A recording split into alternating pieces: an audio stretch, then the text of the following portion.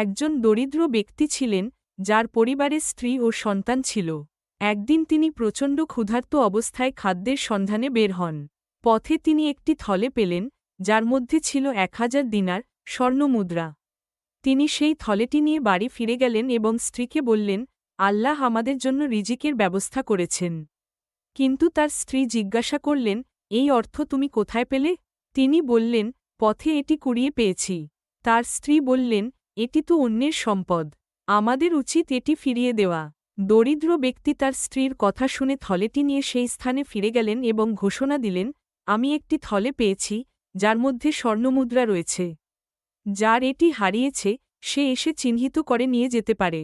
কিছুক্ষণ পর একজন ব্যক্তি এসে বললেন, আমি আমার একটি থলে হারিয়েছি, যার মধ্যে 1000 দিনার ছিল।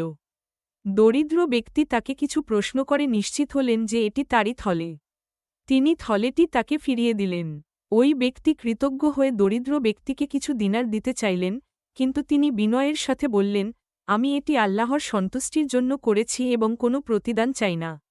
শিক্ষা: এই গল্প থেকে আমরা শিখতে পারি যে, ইসলামে সততা ও আমানত রক্ষা করা অত্যন্ত গুরুত্বপূর্ণ। আমাদের উচিত অন্যের সম্পদ সঠিকভাবে তাদের কাছে ফিরিয়ে দেওয়া এবং আল্লাহর উপর ভরসা রাখা।